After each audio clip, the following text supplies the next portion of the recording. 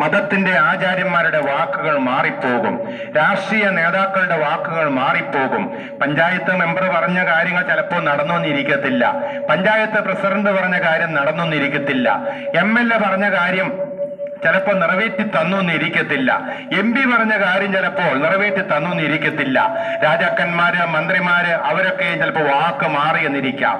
എന്നാൽ അസാധ്യങ്ങളെ സാധ്യമാക്കുന്ന ദൈവം നിന്നോട് ഇന്ന് പകൽക്കാലം പറയുക, സാധ്യമാക്കുന്ന ഒരു ദൈവമുണ്ട്, വാക്കുമാറാത്ത ഒരു ദൈവമുണ്ട്. ആകാശം മാറിപ്പോകും, ഭൂമി മാറിപ്പോകും, എന്റെ വചനങ്ങൾക്കോ മാറ്റമില്ല. ഇന്ന് ഞങ്ങളെ ശ്രദ്ധിച്ചുകൊണ്ടിരിക്കുന്ന മാതാപിതാക്കളെ, സഹോദരങ്ങളെ, ഇന്ന് ലോകത്തിന്റെ കാലഗതികളെല്ലാം മാറിക്കൊണ്ടിരിക്കുകയാണ്, സംഭവങ്ങളെല്ലാം മാറിക്കൊണ്ടിരിക്കുകയാണ്, മനുഷ്യന്റെ ജീവിത രീതികളെല്ലാം മാറിക്കൊണ്ടിരിക്കുകയാണ്, സംസ്കാരം മാറിക്കൊണ്ടിരിക്കുകയാണ്, കുടുംബ ബന്ധങ്ങൾ മാറിക്കൊണ്ടിരിക്കുകയാണ്, എല്ലാ സാഹചര്യങ്ങളും മാറിക്കൊണ്ടിരിക്കുമ്പോൾ, പുതിയ ടെക്നോളജിയിൽ കാര്യങ്ങളെല്ലാം മുന്നോട്ട് പോകുമ്പോൾ മാറാത്ത ഒന്ന് കർത്താവിന്റെ വചനവും കർത്താവും മാത്രമാണ്. യേശുക്രിസ്തു ഇന്നലെയും ഇന്നും എന്നേക്കും അനന്യനായ ദൈവമെന്ന് എബ്രായ ലേഖനം നമ്മൾ വായിക്കുമ്പോൾ 13-ാം അധ്യായം 8-ാം വാക്യത്തിൽ പറയുകയാണ്. മാറ്റമില്ലാത്ത ഒന്ന് യേശു മാത്രമാണ്, മാറ്റമില്ലാത്ത ഒന്ന് ദൈവത്തിന്റെ വചനം മാത്രമാണ്. പ്രിയപ്പെട്ടവരെ, ഞങ്ങൾ എന്നൊരു ലഘു സന്ദേശവുമായി ഈ ദേശത്ത് കർത്താവിന്റെ വചനവുമായി കടമറ്റത്ത് ഞങ്ങൾ കടന്നു വരുമ്പോൾ ഞങ്ങളുടെ ലക്ഷ്യം എന്ന് പറയുന്നത് മാറ്റമില്ലാത്ത ദൈവത്തിങ്കിലേക്ക് നമ്മൾ അടുത്തു വരണം. നിങ്ങളുടെ ഭർത്താവ് നിങ്ങളെ വിട്ടു മാറിപ്പോകും, നിങ്ങളുടെ ഭാര്യ നിങ്ങളെ വിട്ടു മാറിപ്പോകും, കുഞ്ഞുങ്ങൾ വിട്ടു മാറിപ്പോകും, ഏകാന്തത നിങ്ങൾക്ക് വരും, ഒറ്റപ്പെടുന്ന അനുഭവങ്ങൾ കടന്നു വരും. എന്നാൽ മാറാത്ത ഒരു ദൈവം, ഈ കർത്താവ് പറഞ്ഞത്, ഞാൻ നിങ്ങളെ അനാഥരായി വിടുകയില്ല, കൈവിടുകയില്ല, ഉപേക്ഷിക്കുകയില്ല, ലോകാവസാനത്തോളം എല്ലാ നാളും കൂടിയിരിക്കുക എന്ന് പറഞ്ഞ ഒരു നാമം, അത് യേശുവിന്റെ നാമം മാത്രമാണ്. ഇന്ന് പകൽ നിങ്ങളുടെ ജീവിതം കഷ്ടത്തിലാണോ, പാപത്തിലാണോ, കണ്ണുനീരിലാണോ, മദ്യപാനത്തിലാണോ, ഇനി ജീവിക്കേണ്ട എന്ന് പറഞ്ഞുകൊണ്ട് നിങ്ങളുടെ ജീവിതം മുന്നോട്ട് പോകുന്ന വ്യക്തിയാണോ? വാക്കുമാറാത്ത ഒരു ദൈവമുണ്ട്, നിങ്ങളെ സഹായിക്കാന്ന് പറഞ്ഞൊരു ദൈവമുണ്ട്, ഭയപ്പെടേണ്ട എന്ന് പറഞ്ഞൊരു ദൈവമുണ്ട്. ഒരുപക്ഷെ നിങ്ങളുടെ ജീവിതം ഭയത്തിൽ മുന്നോട്ട് പോകുകയായിരിക്കുക. എങ്ങനെയായി തരും എന്റെ കാര്യം, എങ്ങനെയായിരിക്കും എന്റെ കുടുംബത്തിന്റെ കാര്യം, എങ്ങനെയായിരിക്കും എന്റെ മക്കളുടെ കാര്യം എന്ന് പറഞ്ഞുകൊണ്ട് ഭാരത്തോടെ ഭയപ്പെട്ട് നിങ്ങൾ പോകുന്ന വ്യക്തിയായിരിക്കാം. എന്നാൽ എന്റെ കർത്താവ് പറയുന്നു, ഭയപ്പെടേണ്ട, ഞാൻ നിന്നോട് കൂടെയുണ്ട്. വിശുദ്ധ ബൈബിൾ വായിക്കുമ്പോൾ 365 പ്രാവശ്യം ഭയപ്പെടേണ്ട എന്നുള്ള ദൈവത്തിന്റെ വചനമുണ്ട്.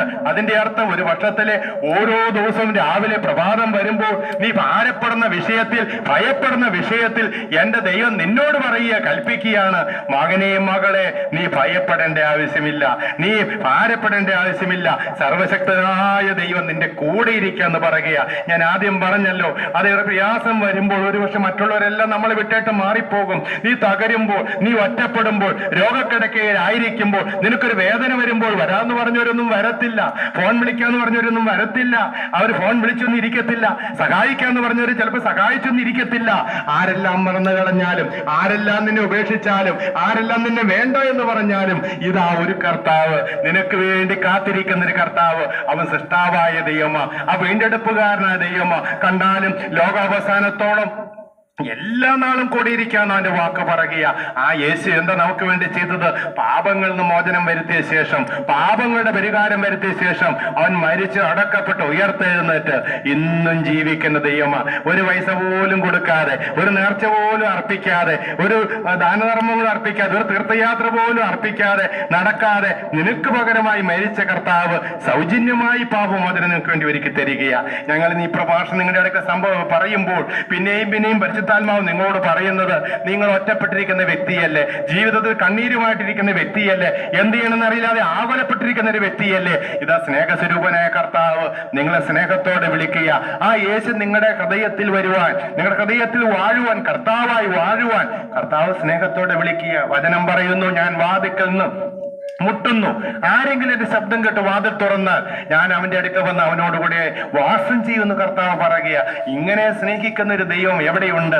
പ്രിയപ്പെട്ടവരെ, നമ്മൾ ലോകത്ത് നോക്കിക്കഴിഞ്ഞാൽ അനേക ദൈവങ്ങള്, കുട്ടി ദൈവങ്ങളെല്ലാം ഉണ്ട്. ആളുകൾ അതിന്റെ എല്ലാം പിന്നാലെ ഓടിക്കൊണ്ടിരിക്കുക. അവർക്കെല്ലാം വേണ്ട നിങ്ങളുടെ പൈസയാ. അനേകം മത പുരോഹിതന്മാരുണ്ട് ഇവിടെ, അവർക്കെല്ലാം വേണ്ട നിങ്ങളുടെ പൈസയാ. ചില മത പുരോഹിതന്മാരെല്ലാം മിക്കവാറും ഒക്കെ പഠിപ്പിക്കുന്നത്, എങ്ങനെ ജീവിച്ചിരിക്കുമ്പോൾ എങ്ങനെ ജീവിച്ചാലും കുഴപ്പമില്ല, നിങ്ങൾ മരിച്ചു കഴിയുമ്പോൾ ഞാൻ ഇത്ര ദിവസം ദിവസം പ്രാർത്ഥിച്ച് ഇന്ന കർമ്മങ്ങളൊക്കെ ചെയ്തിട്ട് മരിച്ചുപോയ ആത്മാവിന് എന്ത് ചെയ്തോളാം, സ്വസ്ഥതയിലേക്ക് കൊണ്ട് എത്തിച്ചോളാന്ന് അവരൊക്കെ പറയുന്നത്.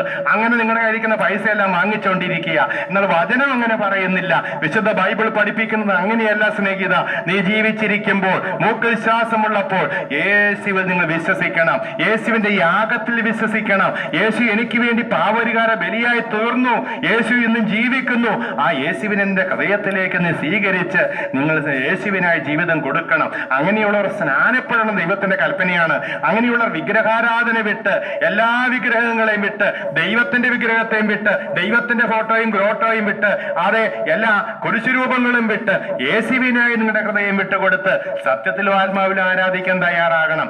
അങ്ങനെയുള്ളവരെ ചേർക്കാനായിട്ട് കർത്താവ് വരാൻ സമയമായി. വചനം പറയുന്നു, യേശു സ്വർഗാരോഹണം ചെയ്യുന്ന സമയത്ത് വെള്ളവസ്ത്രം ധരിച്ച 2 മാലാഖമാർ കടന്നു വന്നിട്ട് അവരോട് പറഞ്ഞത് ഇങ്ങനെയാണ്. അപ്പോസ്തല പ്രവൃത്തി 1:11. ഗലീല പുരുഷന്മാരെ, നിങ്ങൾ ആകാശത്തിലേക്ക് നോക്കി നിൽക്കുന്നത് എന്ത്? നിങ്ങളെ വിട്ട് സ്വർഗാരോഹണം ചെയ്ത ഈ യേശു പോയതുപോലെ വീണ്ടും വരും. പ്രിയപ്പെട്ടവരെ, ലോക സംഭവങ്ങളെല്ലാം യേശുവിന്റെ വരവിനെ വിളിച്ചറിയിക്കുമ്പോൾ താങ്കൾ ഒരുങ്ങിയിട്ടുണ്ടോ? താങ്കളുടെ ജീവിതം യേശുവിനായി സമർപ്പിച്ചിട്ടുണ്ടോ? ഇന്ന് മദ്യപാനത്തിലും ശാപബന്ധനങ്ങളിലും വിഗ്രഹാരാധനയിലും മതാചാരങ്ങളിലും നിങ്ങളുടെ ജീവിതം നിങ്ങൾ കഴിച്ചുകൂട്ടുകയാണോ? സ്നേഹത്തോട് കൂടി യേശു നിങ്ങളുടെ ഹൃദയത്തിൽ വസിക്കുവാൻ, നിങ്ങളെ ദൈവത്തിന്റെ മക്കളാക്കി തീർക്കുവാൻ നിങ്ങളെ സ്നേഹത്തോടെ വിളിക്കുക. യേശുവിനായി നിങ്ങളുടെ ജീവിതം സമർപ്പിക്കുമോ?